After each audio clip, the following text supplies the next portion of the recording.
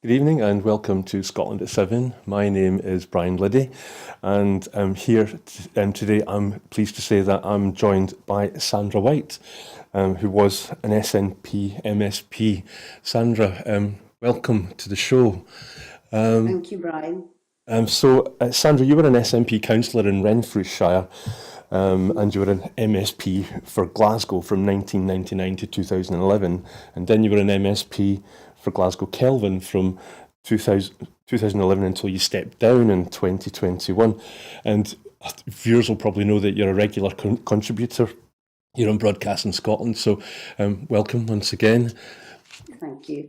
I'm, And I'm, I'm very pleased that I've been asked on.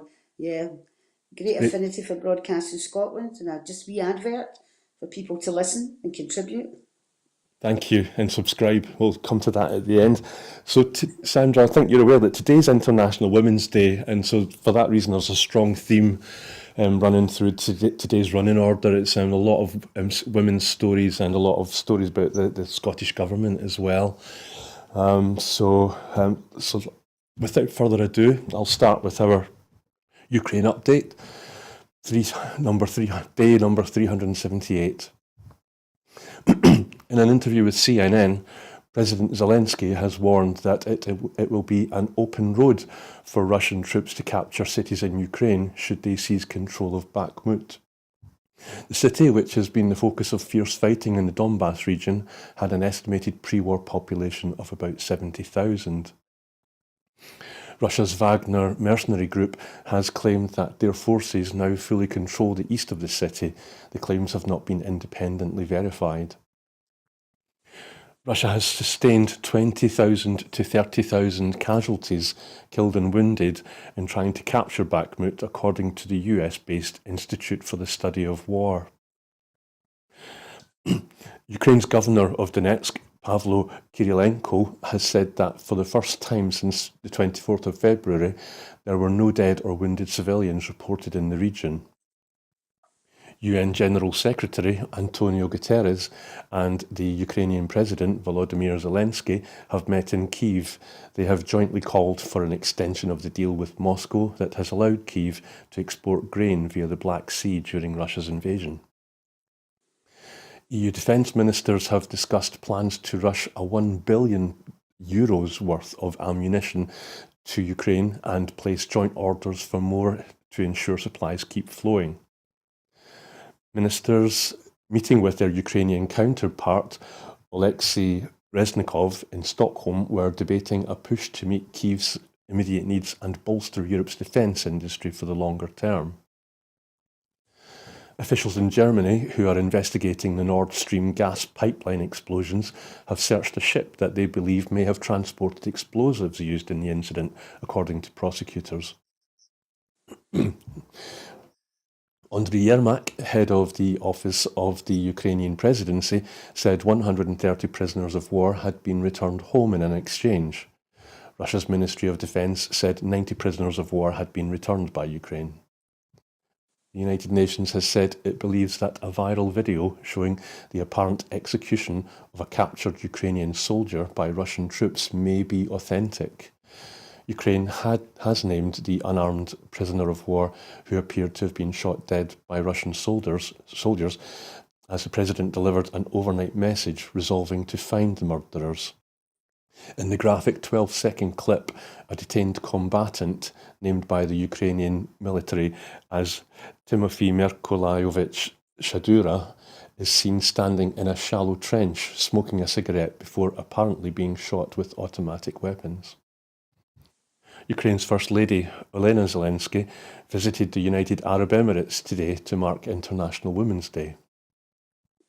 South Korean government has approved export licenses for Poland to provide Ukraine with Crab howitzers, which are built with South Korean components. So, Sandra, is there anything in today's update that caught your attention? I mean, it's just terrible that this war has lasted so long, and there is a worry that from listening to Sunak that the UK may enter it, basically, and that's the worry I think for everyone involved. But when we're talking about International Women's Day, I think we all know that the women are the ones that suffer, left to pick up the pieces, women and children. It's a very, very sad day that this is still being allowed to happen. So I'm really quite sad that it's good that they say there isn't any more casualties, but one casualty is one too much. And no end in sight yet, sadly. Mm. Thank you. I'll move on to our first item. Suella Braverman has been accused of potentially breaking ministerial rules by questioning the impartiality of public servants over small boat crossings in a Conservative campaign message.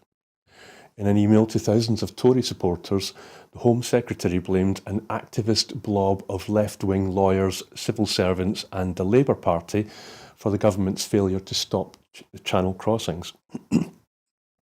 The comments prompted an angry response from civil servants, although Downing Street said Braverman did not see, sign off or sanction the email sent out to Tory members in her name by Conservative campaign headquarters.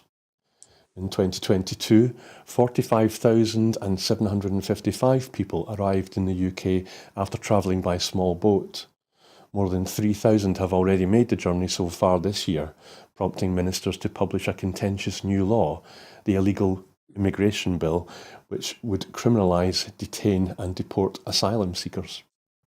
The Tory party email, addressed to supporters and signed by Braverman, blamed civil servants for blocking previous attempts to tackle irregular migration. Dave Penman, the General Secretary of the FDA union, which represents senior civil servants, said the email amounted to a direct attack on the integrity and impartiality of public servants working in the Home Office. In a letter to Sunak, Mr Penman raised the possibility that Braverman may have broken the ministerial code to uphold the political impartiality of the civil service. He added, "I cannot see how the Home Secretary's statement to Conservative Party members can be reconciled with her obligations under the code." In a leaked Home Office staff Q&A after the email was sent, one civil servant wrote, "I have never been so embarrassed and ashamed to work for the department I once loved. Time to move on." Another added, "I am finding it increasingly difficult to reconcile both our stated civil service values and my own personal ethical convictions with the rhetoric and policies the Home Secretary is pursuing." So Sandra, just a wee reminder then about what the ministerial code is. It's based on the 7 principles of public life, which are selflessness, integrity, objectivity, accountability, openness, honesty, and leadership. And I'm just kind of thinking, after reading out that item, it kind of reminded me of back in May 2020, when the official UK Civil Service Twitter account put out a tweet which said, "Arrogant and offensive, can you imagine having to work with these truth twisters?"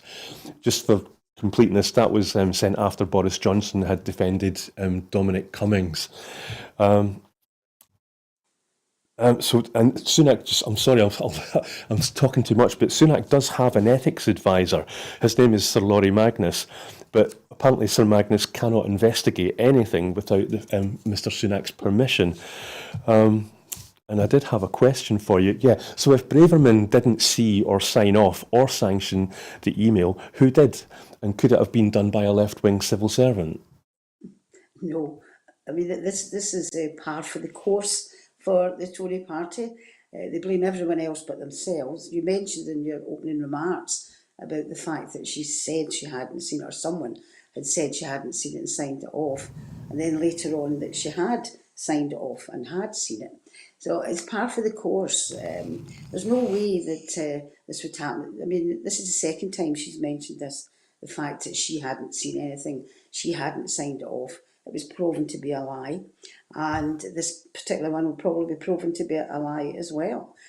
It's horrific even to think what they're doing. I know you'll go on to that subject as well about stop the boats. You would think it was some kind of joke to them, but if you've got an ethics advisor who can't investigate anything until they ask the person who's in charge, who you may be investigating, i.e. as it was in Boris Johnson, how can you call that, basically independent in that respect?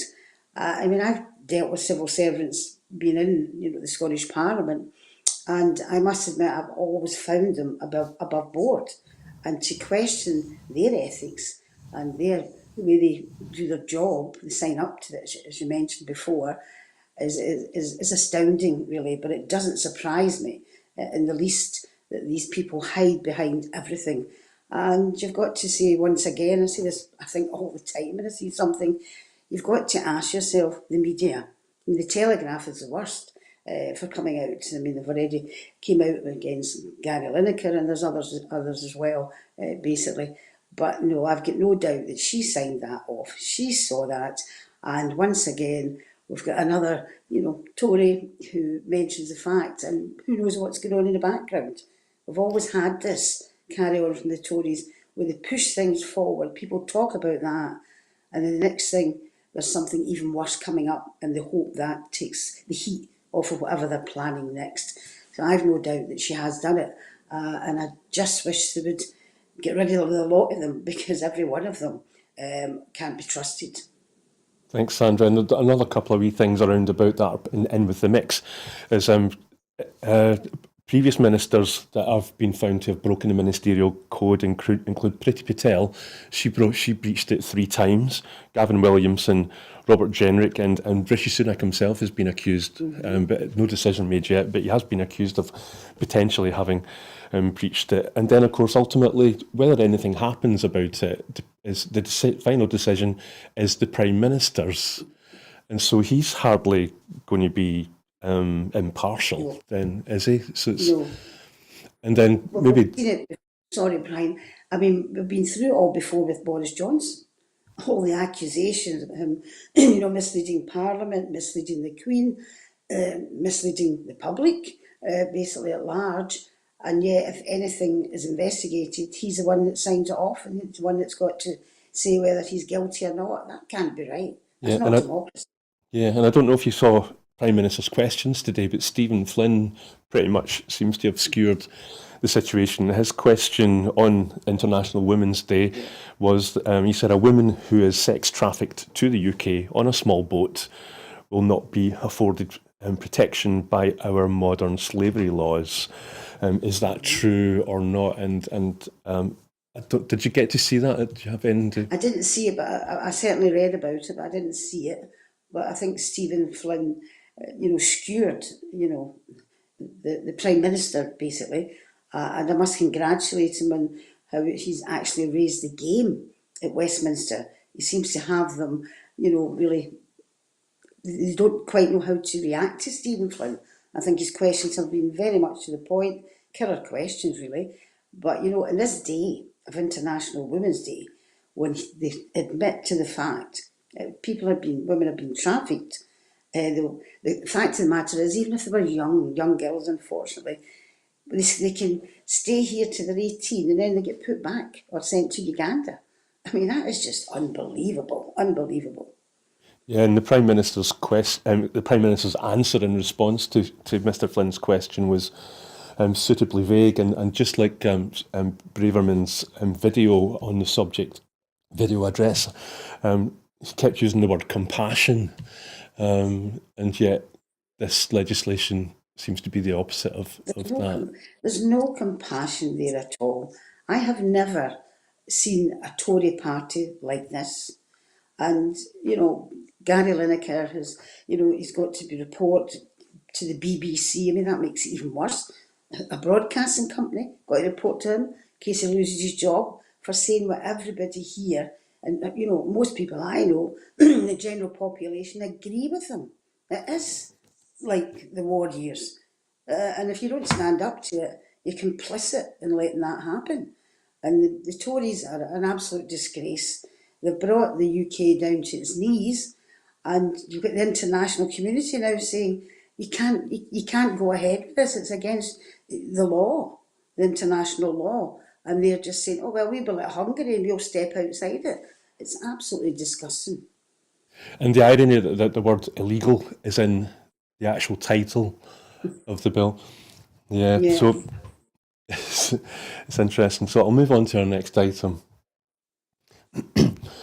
Gary Lineker has hit back at critics and thanked his supporters after reports the BBC will have a frank conversation with him following comments he made on social media about the government's immigration plans, in which he appeared to compare Home Office policy to Nazi Germany. A number of Conservative MPs have expressed anger after Mr Lineker criticised the policy and the language used to introduce plans for the illegal migration bill. Gary Lineker's response to a video message by the Home Secretary, Suella Braverman, about stopping people crossing the channel in small boats was, "Good heavens, this is beyond awful." When challenged by someone on Twitter, the presenter defended his comments, saying, "There is no huge influx. We take far fewer refugees than other major European countries. This is just an immeasurably cruel policy directed at the most vulnerable people in the language that is not dissimilar to that used by Germany in the 1930s, and I am out of order." The BBC is reported to have said that the corporation is taking the matter seriously and expects to have a frank conversation with Lineker.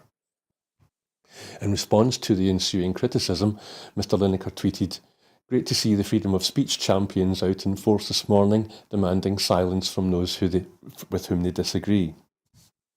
So, Sandra, should Lineker be allowed to voice his opinions? He was allowed to do that when he was the BBC presenter for the World Cup in Qatar. So what's the difference this time? Could it be that this time he's criticised the Westminster government? I think he should absolutely be allowed to have his opinion, and I agree with his opinion also. Whether he's employed by the BBC or anybody else, he's a human being. And let's remember, the BBC only exists through licence payers, which is people who pay the licence, so they're public service broadcaster. And, to be hauled in by them is just a disgrace. Gary Lineker is speaking on behalf of, I would say, the vast majority of people in the UK. And it is reminiscent of Nazi Germany, and I'll agree with him there. When you look at how the Nazis came to power, it was you can see some of the absolute mirror images of what's happening in the Tory party. Who would think that you'd stop boats? It's absolutely disgusting what they're doing, and I think Gary Lineker is absolutely quite right. Where is the freedom of speech? They used to have Farage, well, they still do, Farage on the TV all the time, Banks on the TV all the time, the BBC, and these were so right wing, it was unbelievable, and nobody told them that they couldn't do that. And I'm kind of reminded of, do you remember when Mary Black made her statement in the House of Commons about how fascism doesn't come in with a bang, it comes in slowly? Do you think this is showing that she might be right, or even have been ahead of the curve on that one? Absolutely. I mean, for time immemorial, what they do is divide and conquer. And I'm reminded of one of the jokes where you've got folks sitting and you've got an asylum seeker on one side, and you've got somebody, a white person, on the other side, and a person sitting in the middle, and the asylum seeker's got like two cakes, and the other one has got about 10, and they tell them, "You better watch this person, or they'll take all of this off of you." And that's what they're doing. And they attack the poor. They did this in Nazi Germany. They just pick on a subject, divide and conquer, and people, you can't get a job because this person's getting a job. And it slowly but surely goes through the psyche of people. And obviously, the reason we've got the Tories the way they are, or the ones that are there anyway, is the fact that them and Labour were absolutely terrified of the right-wing parties under Farage coming in. And instead of standing by your ideals and decrying them, they became more right-wing. And it's just that the Tory party became more right-wing than the Labour party to win an election. And here we are, slowly but surely, falling into this abyss. And Mary Black was absolutely right. And also, I just think, just quickly before we move on, is it worth mentioning that the very fact that we have this small boats so-called crisis, it's actually caused by Tory Westminster policies, because they've closed every other legal route to apply for asylum here. Yeah, Absolutely, basically, and I mean, then they turn it round. You see, this is the way they do things, isn't it? They blame France, they blame the rest of the EU. This is when it all started, and all the stuff that came out there, to let them think that, oh, actually, the EU and France in particular is against us, and we have to take all these people in. Well, we all know for a fact that we take the least amount of people in. Now we won't be taking any, and it will be illegal, for goodness sake. But France has asked them, join with us, set up an immigration centre, at the border in France. We'll, contribute some money towards it, and we'll work towards that. And they have said no from the very beginning. But unless you look carefully for these facts, you won't get them in any of the newspapers, the tabloids, or anything. A couple maybe do that, but people are ignorant of the facts, and the Tory party, they think they enjoy that, keeping people ignorant and divide and conquer. So Yeah, it and is, just yeah, it's all come down to that.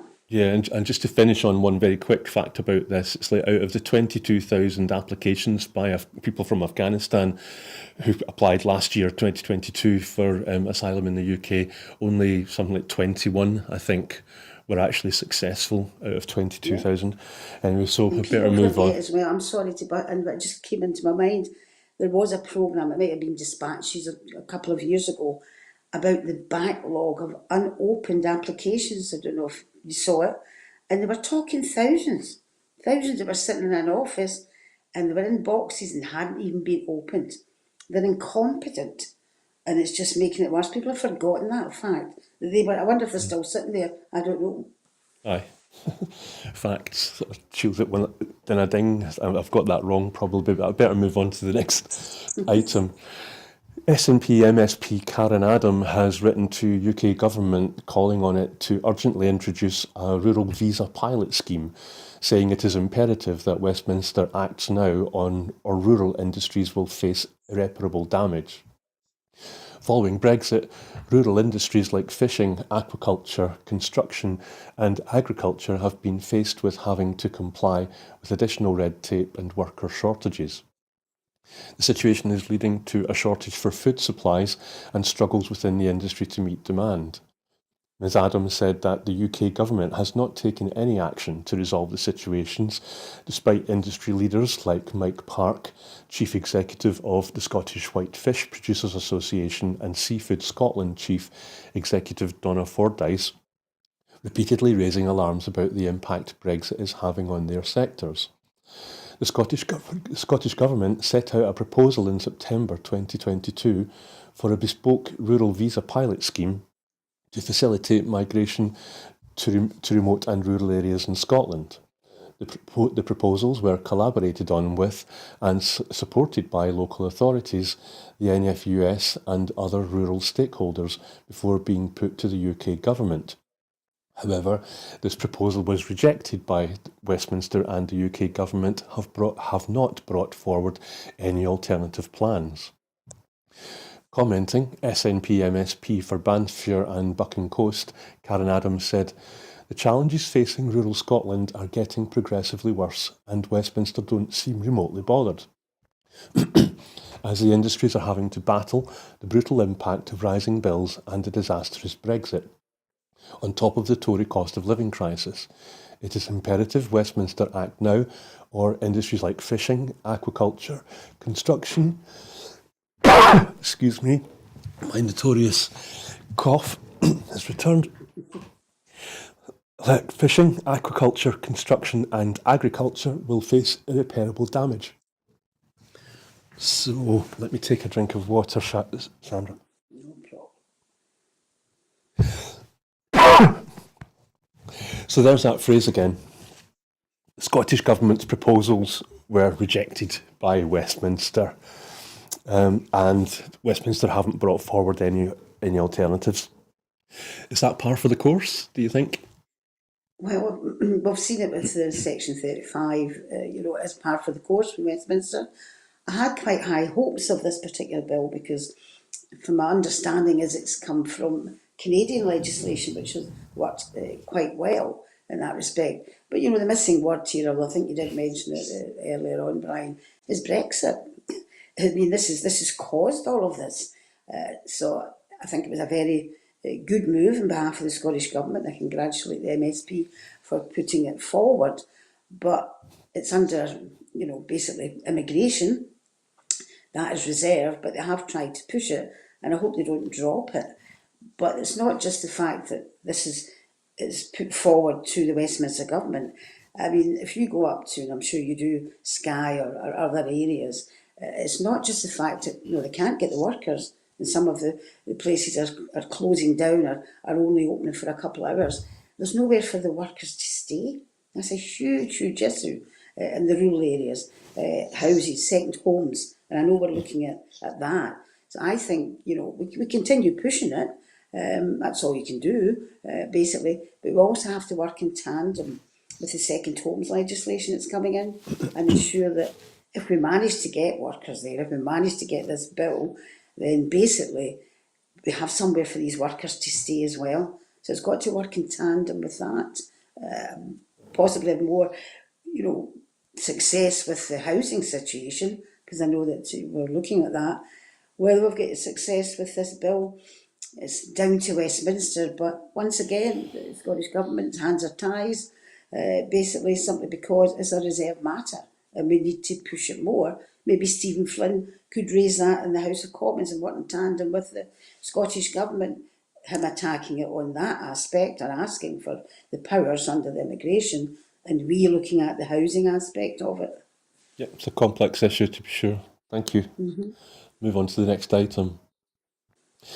Leading poverty experts have praised the Scottish Government's social security system while simultaneously criticising the UK Government's efforts. Speaking to the Work and Pensions Select Committee this morning, Robert Joyce, Deputy Director and Head of Income, Work and Welfare at the IFS, stated that the Scottish Government have made substantial increases in support. He said the ScotGov have made clearly a distributional choice to channel a lot more money towards low-income families with children in particular, and that will have a meaningful impact on incomes. That view is echoed by the director of the Poverty Alliance, Peter Kelly, who said that he considered the principles that are embedded into the social security system in Scotland particularly important. He said the principle, the principle around making a contribution to reducing poverty in particular, I think is an important principle. Ashwin Kumar, Professor of Social Policy and Director of Policy Evaluation Research Unit at Manchester Metropolitan University, said, "The Child Poverty Act that sets out targets has given the Scottish Government a significant focus on what it can do to reduce poverty, and that is hugely welcome." So, Sandra, that's three names, independent of the Scottish Government, who've all praised the Scottish Government's efforts to eradicate poverty. Robert Joyce, Peter Kelly and Ashwin Kumar. They're not even based in Scotland, they're working in England. Does this mean that the Westminster Government is going to have to sit up and pay attention and perhaps follow Scotland's lead? I wish they would. This is a subject very close to my heart. When the Social Security part of it, anyway, don't have full powers over, Social Security, was set up in the Scottish Parliament. I was the first convener of it, basically, and I convened it for 9 months, 9 months a year, to kick-start it.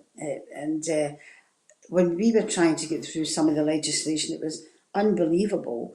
And I really think we have done a fantastic job in the years that have came in regards to it. We would go out to job centres, go out to social security offices, and people would be sitting there, they maybe be a minute late, and they'd be sanctioned.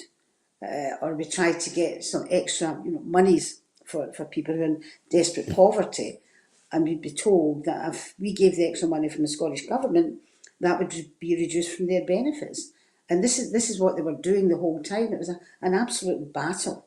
And for what we've achieved so far, I think it's one of the best things the Scottish Government have ever done, lifting people. We'll not lift them out of poverty, unfortunately, because obviously we've got all this extra, cost to people, eat or heat, whatever it may be. If you can afford both of them, or even one of them, you're doing all right. So I think that the right to praise them. I must admit, I worked alongside Peter Kelly, who's been doing that type of job for many, many years.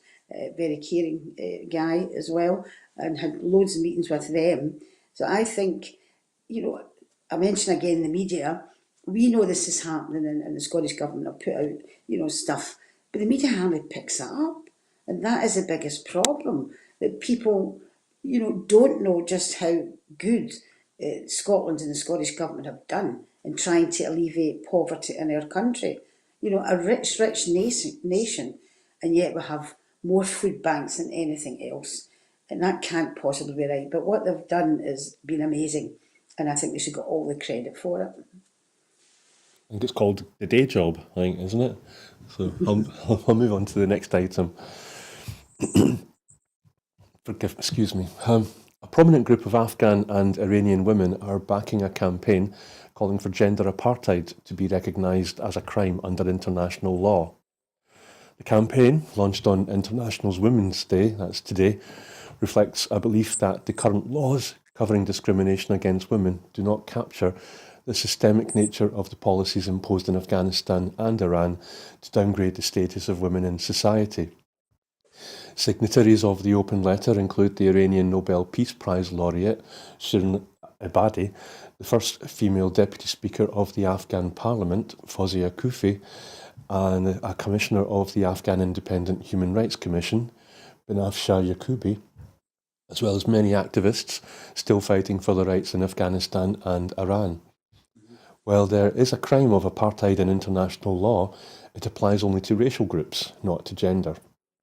The word apartheid comes from the Afrikaans word for apart and was first used to describe the treatment of black people in South Africa under the white minority rule from 1948 to the early 1990s. The authors of the open letter, including international lawyers, argue that the legal definition of apartheid as a crime against humanity, adopted by the United Nations in 1973 and supported by the 1998 Rome Statute, does not fit the case of Afghanistan and Iran, even if the descriptive term does. The campaign is seeking to expand the set of moral, political and legal tools available to mobilise international action against and ultimately end systems of gender apartheid. The letter argues that under the Taliban, women in Afghanistan are banned from education, employment in non-government organisations and in government, and from travelling long distances without a male guardian, all while having to abide by a severe dress code. It says, in the Islamic Republic of Iran, women are banned from many fields of study, sporting events, from travelling without a male guardian, are worth half a man under the law, and are forced to wear compulsory hijab. These bans and the broader legal systems they belong to seek to establish and maintain women's subjugation to men and the state. Violation of these laws can lead to violence, imprisonment and death. The authors of the letter say they are not being discriminatory against the norms of Muslim societies or seeking to impose Western cultural values, but are instead addressing systemic attempts to subjugate women that have no place in any society regardless of religion. So, Sandra, this did remind me of the protests that have been happening recently in Iran, where women have been cutting their hair in public to protest at the death of Mahsa Amini. Um, uh, do you think? I mean, what do you think about this suggestion? Is it a no-brainer? I think it's very difficult. I'll be perfectly honest with you. I agree with it, and I've not got great faith in the UN, for really pushing anything forward. Perfectly honest with you, they have been doing this for years, talking, but they never seem to have any action. Uh, Obviously, great sympathy, but I think it would be difficult to basically, well, if they adopted it, for instance, what are they going to do? I mean, look at Afghanistan. Go way back to the Tony Blair years, where we were all appalled at what was happening in Afghanistan to the women, and took personally, me and others took real personal interest in that. And you had charity dues and trying to raise money and trying to raise it. But how do you actually, you can make a law out of it, but how do you enact that law when it's not just based, I think, as you said yourself, it's not just based on international law, it's to do with whoever's in government or whoever's in charge in these countries. So if we do that in international law, do we shame these groups or these governments to change their minds? I think, we protest. I think we've got to protest. Anything's good if it gets adopted under international law. But I've got a great difficulty in seeing how we can push that forward. We do have to protest and raise it. I mean, it's disgusting that a woman who needs medical aid and her husband, is dead, whatever, she's got to take her young son with her. She can't even go and get medical help. I mean, that's abhorrent. It really is. But will this work? I really don't know. I've got kind of doubts about it, how you would actually make that work. Round table talks, does it work? Taliban? No, I don't think so. But by all means, push for it and hope that it does something. But please, not anymore from the UN pushing, sections this and section that. Get it into law and nothing happens. We can't just have a talking shop at this particular point for the Afghan women, the Iranian women, and other women who are subjugated for the beliefs of whatever government's there in charge. Yeah, maybe it needs governments to actually do something practical, like Yes. use sanctions or something. Then, No, so absolutely. I mean, it has to be action. We can't just keep talking about this. Gosh, that was away in the 70s. We had the Afghani situation. Then on to the 90s, we had the Afghani situation. We had world outcry, and absolutely right. And now we're back to that again. And it comes down to the fact: how can anybody treat another human being like that just because of their sex? But it goes deeper than that for obviously the Taliban and the warlords, etc. So something has got to happen, but please, not just another meaningless bit of legislation where we can't do anything about it. These people are living in terrible conditions, these women, and probably died pretty young. And what hope have they got? The poor kids who had the bit of freedom, the girls going to school, can't get that. What's a bit of paper to them? It's meaningless unless there's action with it. should be shameful. Move on to the next item. Misogynistic harassment could become a criminal offence as part of proposals aimed at providing a greater protection for women and girls. A consultation has been launched on the draft reforms, which would create 5 new laws to provide police and prosecutors with new powers to tackle the corrosive effects of misogyny. The proposals are based on the recommendations made by the Working Group on Misogyny, led by Baroness Helena Kennedy. This concluded that the harmful effects of misogyny meant women and girls required new protection through the criminal law. Under the proposals, the scope of how current laws tackle misogynistic abuse would be expanded to include threatening, abusive, or sexual behaviour directed towards women or girls because of their gender, which is likely to cause them to feel degraded, humiliation, or distress. It would also be useful to tackle situations where women or girls are subjected to threatening or abusive messages about rape, sexual assault, or disfigurement, either in person or online. Excuse me. Justice Secretary Keith Brown said Baroness Kennedy's report was stark in its assessment of the level of misogyny that exists in Scotland. Women and girls are routinely humiliated, touched, groped, undermined, trolled, and objectified both online and off, and subjected to threats, harassment, and abuse about their looks or desirability, stopping them from fully participating in society. Although there are already a range of laws that can be used to prosecute aspects of misogynistic harassment and abuse, these do not accurately identify the particular harm caused by misogyny. They also fail to adequately respond to problems faced by women, which is why we are consulting on further criminal reforms. Excuse me. So, Sandra, Baroness Kennedy and her working group on misogyny, how important do you think these proposals are going to be? I think they're going to be very important. We tried in the Scottish Parliament to include violence against women as a hate crime and misogyny, and we tried to have that as one of the laws within that. And then it was explained that Baroness Kennedy, Helena Kennedy, was looking into this through, this group that she had, and we would await, the outcome of the group, or the conclusions of the group and the talks that they had. So we've now got the outcome and the talks that they had, which is much the same as obviously that we were talking about. So we weren't successful in getting that in as a hate crime, and I just think it's really important that it's got to go through. We're picked up in it, and Keith Brown has said that there's various issues in it. Of course, there probably is, particularly the justice issues, the legal issues, that type of thing. But it's imperative that we do have that. When you look at the violence against women, and the amount of attacks and murders, it's just appalling. Just how many there are, against women, and even what they might call soft, soft misogyny, such as some man coming and sitting right next to you when the carriage in the train is empty and sitting there and just staring at you. That's frightening as well. So there's lots of things that goes on with the likes of that, and it's imperative that we do get that into some kind of law, and it's imperative that we educate men as well. So I wonder if that will go hand in hand with it, because men have got to be responsible for their actions. It shouldn't have to be women that get up and move a seat or are frightened to walk in the dark. It's all too common for women, to be attacked or be frightened. So yeah, we need it. We absolutely need it, and I hope it doesn't take too long for it to come into legislation. Thanks.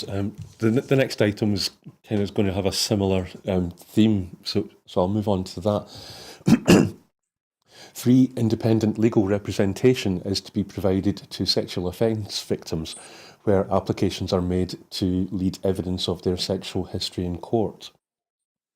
Currently, there are safeguards known as rape shield laws, which are intended to stop inappropriate questioning about a victim's sexual history or bad character during sexual offence trials. However, around 350 applications are made each year to the High Court for exemption to this law, under the Section 275 of the Criminal Procedure Scotland Act 1995. Under the new proposals announced by the First Minister in a speech to Parliament for International Women's Day today, automatic access to fully funded independent legal representation and advice would be available to victims if a Section 275 application is made. The reforms draw on recommendations from Lady Dorian's Cross-Justice Review on improving the management of sexual offences. This highlighted the importance of victims being provided with automatic independent legal representation to better protect their rights. They will form part of the Criminal Justice Reform Bill, which will be introduced to Parliament before the summer recess. First Minister Nicola Sturgeon said, "This government has already taken important steps to ensure that the law works more effectively for women. And we have a duty to address systemic barriers to justice and the many challenges women face at each stage of the criminal justice process that was designed by men and, to a very significant extent, for men." So, Sandra, that kind of chimes with your answer to the previous item, where men have to take responsibility and maybe change their actions. First, just a wee fact, though, to kind of put things in context. In 2021, the convictions for rape in Scotland fell to 43% of prosecutions. That's the lowest for any type of crime in Scotland, and almost a quarter ended with the not proven verdict. And to re-echo the First Minister's words, a criminal justice process designed by men to a very significant extent for men. Do you think she might be onto something there? I think so, actually. When you look at it, okay, we've come a fair bit to have women judges, etc., and that type of thing. But as far as I can see, it's still an old boys' club in that respect. And it is mostly men that made the laws and continue to do so as well. But the real worrying thing is the fact that the amount of rapes are actually reported. And you can't blame, women for not reporting rape when you see what they've got to go through. I mean, I was on the Justice Committee, and it's quite appalling what they've got to go through. Get examined, they've got to sit in a waiting room, got to take their clothes off, sometimes sitting with the same clothes on because they can't find somebody to take them in and examine them. and all the time it's sort of like drawn out, basically. And then when they get to the end of it, the terrible questions that they're asked, and then also obviously you know, their part, not their past, but the way they live their lives. What did they wear? Were they drinking? All of that type of stuff. And the onus is on the women to say, well, actually, I didn't invite this attack on me. And instead of that, it should be on the men why they did it. So yeah, you've got to have independent legal advice. People need to know their rights, and there's very few people actually do know their rights. And to think that if you've been raped, say you've had a drink, who hasn't had a drink, or you're wearing something, what right does that give somebody to attack you? And when you look at it, it's all about control from men, so that they can control that person. And I think it's the third time I've said two different things, different issues, that men have got to take responsibility, and they do have. And women really need that independent advice. When you think, if you go to a court and your past life is brought up, you're a teenager, 16, and something happens to you, you're 25, and you've got all of this so-called evidence. What's that got to do with it? You were the one that was attacked, and yet you're the one that's been attacked in court. Sometimes I look at the justice system and I wonder if it's ever been designed to actually help the victim rather than anybody else.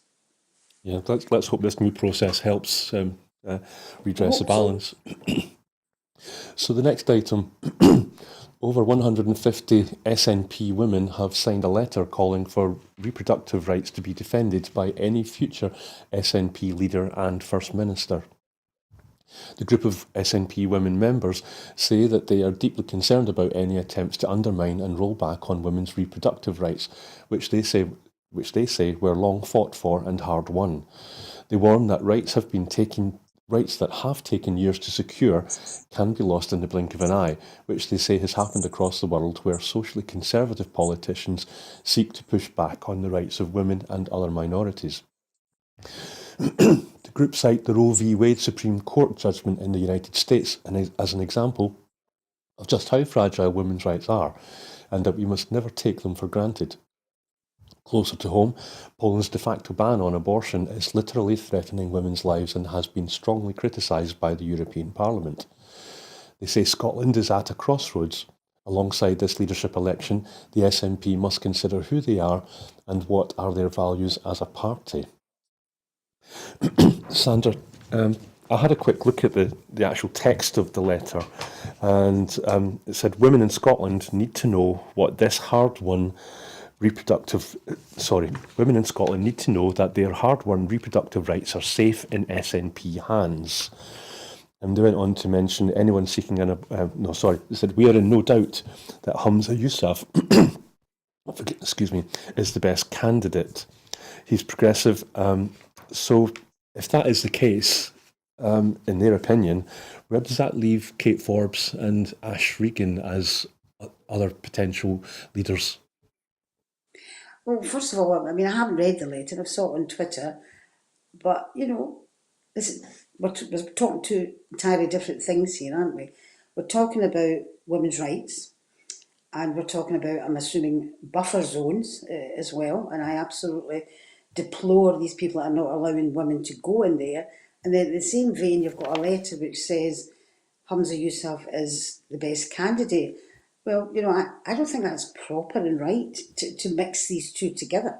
To say, you're actually sending a letter to tell people to support, Humza for the First Minister. So taking that aside, I think it's wrong to put that in a letter, because basically I absolutely support women the right to be able to go to the clinic at the hospital at I still call it the Southern General, I don't call it Queen Elizabeth, the Southern General Maternity Unit, but people go there, women go there not just for an abortion, and they're absolutely, it's their body, it's their choice, and I will stand by that, but they go for other reproductive rights as well. IVF, various other bits and pieces that may be wrong with them in that department, if you want to call it that.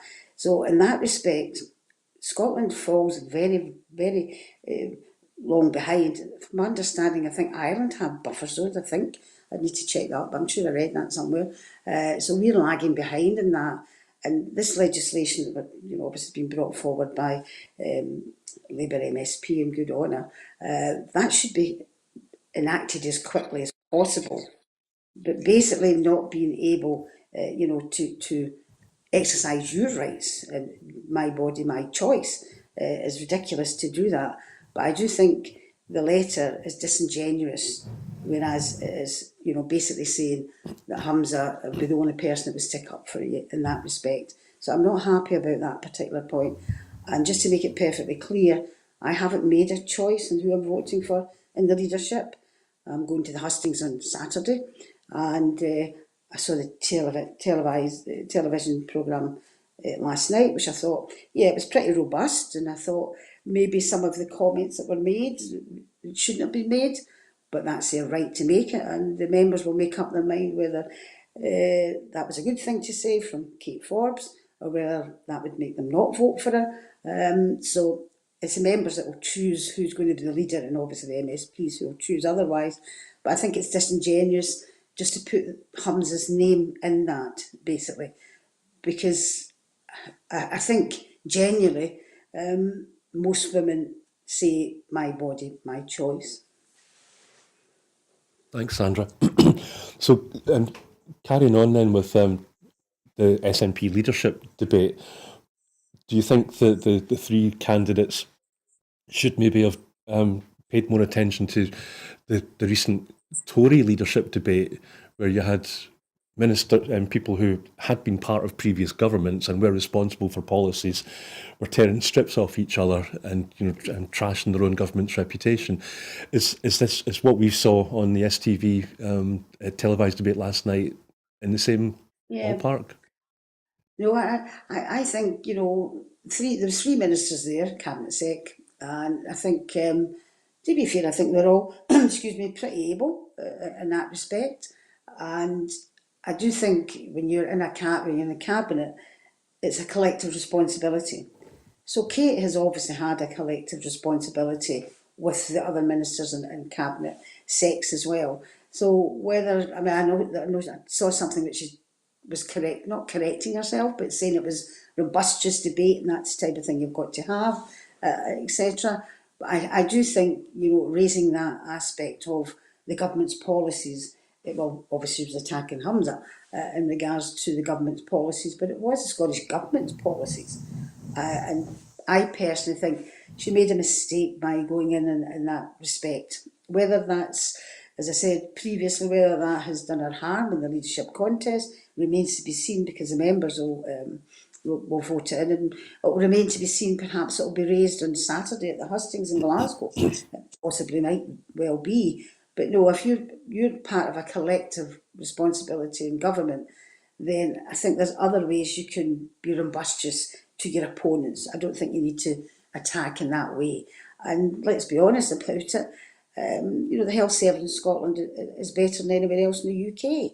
So even when she said, that about Hamza, it's not true. And did you see a difference between the hustings which were broadcast live, the actual internal hustings that were broadcast live across Scotland, and last night's televised debate? Because it seemed to me that the internal SNP hustings were all very kind of almost touchy-feely. And in fact, it was getting a bit samey. We were getting the same anecdotes. Ash Regan asked us over and over again to recall how we felt the day after the previous referendum, and we're getting the same kind of toothy anecdotes. And then last night, it was totally different and really much. Maybe it was the hype. There's a huge difference. I applaud the three of them, or anyone, because when you're fighting an election and you're on a stage and you're being televised, and they've been doing so many of them. I don't know how. You get a couple of hours sleep and you're back on the trail again. It's a hard gig for anybody, and it was rumbustious, and you've got to choose your subject and what you're going to attack on and all that. And I think maybe the hype of it being on television, tended to make the three of them think that they had to go on the attack in that respect. Whereas I feel maybe safer with it when they're in hustings and it's just their own members that are there. they feel safer that way than they do on the television. I mean, I thought it was pretty good. I thought Colin handled it very well, and the makeup of it was good. But I just thought it got a wee bit too personal with some of the stuff, and that's not what people want. People, well, certainly SNP, myself included, I want to know how we get independence. That's why I joined the party, and that's what most of the activists want to know as well. How do we get independence? We're at this impasse. Who's going to take us through it? That's the thing. That's what I'd be asking. What are you going to do, and who's going to take us through it? And I don't think we really got. Well, we did get an answer as such from Ash Regan. To be fair, she was slightly different from Hamza and Kate, but you know, there's a lot of frustrated and unhappy, you know, SNP members out there, and somebody's got to give an answer how we're going to move forward. You mentioned Ash Regan. I mean, she's one of her ideas is that she wants to review the SNP's cooperation agreement with the Green Party. Do you think that would be wise if she became leader and that did happen? Because surely that would make things like the passing of budgets a lot more difficult. You know, well, we have got through a government like that before, just by consensus. You know what I mean, rather than having other parties being ministers, etc., being part of the government. You know, so we have had it before and we've managed before. But I mean, I think it's crazy to say that you're not going to work with the Greens because they've got some good ideas and they've got some good politicians as well. So no, I don't think that's the right thing to say. You can't just exclude a political party where lots of people who support independence have voted for them. You know, to be perfectly honest with you, are you going to push an awful lot of SNP members and supporters away from the SNP and onto the Green Party simply because somebody has said, I'm not willing to work with them? I mean, it's a dangerous road to go down, I think. It's not, as far as I'm concerned, it's not necessarily democracy. I think we've got time maybe just to touch on maybe one other thing. Is Kate Forbes right, do you think, when she said that Humza Yousaf was spoiling for a fight with Westminster over their threat to veto the Scottish Government's gender I recognition think reform legislation? she could possibly have chosen her words more wisely, spoiling for a fight. The way Hamza's explaining it, and I think the understanding of most people is that the fact that we can't let Westminster away with taking powers away from Scotland and telling them you can't do this and you can't do that, because that will therefore lead to more intervention by Westminster and in the long run stripping the Parliament from its powers. So I think spoiling for a fight is wrong. I mean, I'm spoiling for a fight with Westminster. I'd happily go and spoil for a fight with them, but you've got to go through certain processes, and I think she was wrong in saying that because we can't let Westminster take any more powers. If you let them away with one thing, they'll just go ahead with another. Although I'll put a wee bit in there, and I think they should look carefully at the fact that if you're going to go and appeal this Section 35, you've got to be sure you're going to win it. You've got to be sure you're going to win it, and how much is it going to cost? And if you don't win it, and it takes up a lot of time away from campaigning or for independence, i.e. from the activists and the government as well, are the Scottish people going to be happy with that? So, I mean, I would leave that question for them, and that's where I would be a wee bit. Are you going to win it? Is it going to cost a lot of money? Are we going to get anything out of it? That would be the reason I would be asking a question on that basis, not on spoiling for a fight. Thank you for that, Sandra. I think that's us pretty much out of time. So thank you again for Well, joining thank us you as well. and for I hope sharing your your. cough gets better. It's it's a nervous thing, I think. It's So yeah, you make me nervous. No, you don't make me nervous at all, Sandra. Honestly, it's been. Yeah, thank you for your patience no, thank you with as my well. frog in my No, throat. thank you.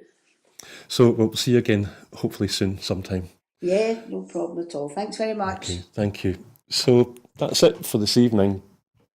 But before I go, I just want to remind you that here at Broadcasting Scotland, we depend on the generosity of our supporters. So to everyone who has donated and to everyone who has signed up to make a regular monthly payment, we thank you very much. You know that our programmes will always be free to view. However, if you can afford £5 a month, please consider becoming a Broadcasting Scotland supporter.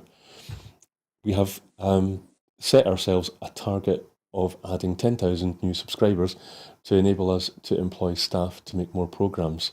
I'm just wondering, did I get your name wrong there? No? Okay. Sorry. So anyway, so good night and thank you for watching.